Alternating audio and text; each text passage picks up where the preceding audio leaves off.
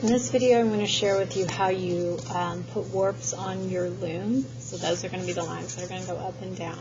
So we're going to have a loom station where you're going to have thread that looks like this. It's probably on a comb like this. This is the largest one.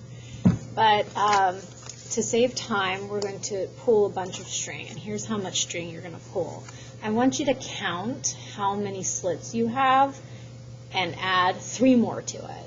So if I'm counting, I've got 1, 2, 3, 4, 5, 6, 7, 8, 9, 10, 11, 12, 13, 14, 15. I've got 15 slits, so I'm going to add 3 more to that, so that's 15, 16, 17, 18. So I'm going to be wrapping the yarn around 18 times. So I take the end, and I'm just going to tap that down with my fingers. Try again. 1, 2, 3, 4, 5, 6, 7, 8, 9, 10, 11, 12, 13, 14, 15, plus 3 more, 16, 17, 18. Then I'm going to slice it off, and then I'm going to take all these off. And how I do that in a very easy, non-tangly kind of way is I'll just bend my cardboard like this and slide off the bits. Okay? Then I'm going to start wrapping. When I start wrapping, I need a piece of tape. I'm going to go ahead and get a piece of tape. And then I'm going to open up my loom so it looks like this. We'll open it up and then we'll close it shut afterwards. And I'm going to start with one end here. And I'm going to go to my non-color side, and I'm going to start with the string. I'm going to actually tape it down so it's nice and secure on the inside. And then flip it over to the colored side.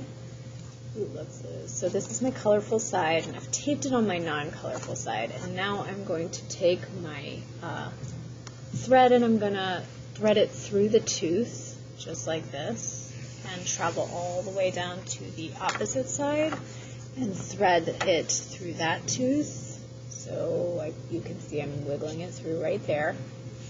And then what I'm going to do is I'm going to wrap it around the back of this tooth and bring it through the front of this tooth. So I'm holding my finger in place so that way I don't lose it, but I'm sliding it through.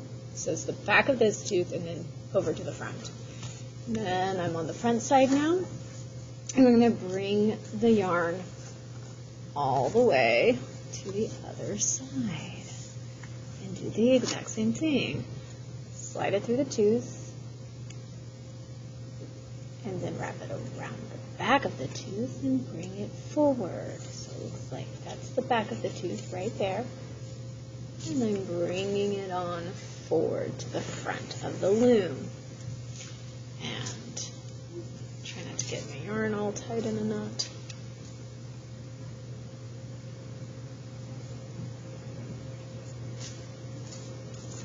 And bringing it through to the other side. Here we go. Wrapping it around the back of the tooth and bringing it on to the other side. Wrapping around. So I go through the front, around the back of the tooth, and bring to the front again. So I'm going to show you what happens if you pull too tight.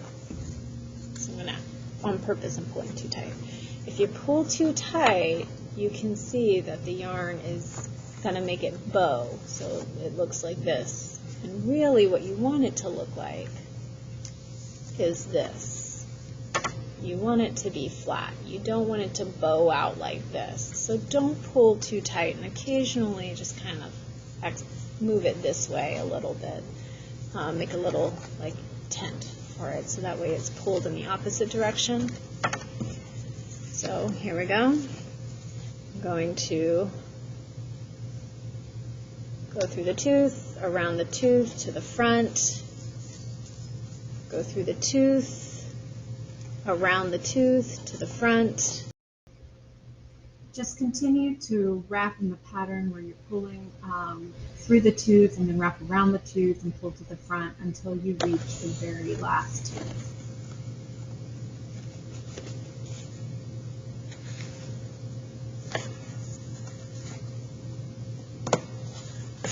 All right, so I do have some extra left over. It's better to have extra than not enough. And I ended up on the opposite side here. So I'm going to cut it so it's a little shorter.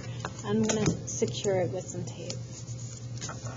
All right, so you know you're good when your back looks like this with two taped edges or two taped ends, and the teeth, you only really wrap around the back of the teeth, and then the front looks like this, where you've got them all in each one. And what I'm going to do when it looks like this is I'm going to fold it this way, and I'm actually going to try to even these out because they're getting a little bit mixed up, which I don't like.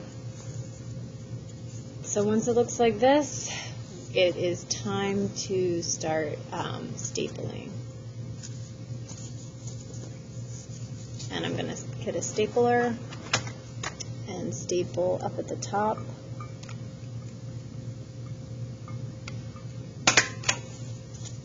staple at the top here.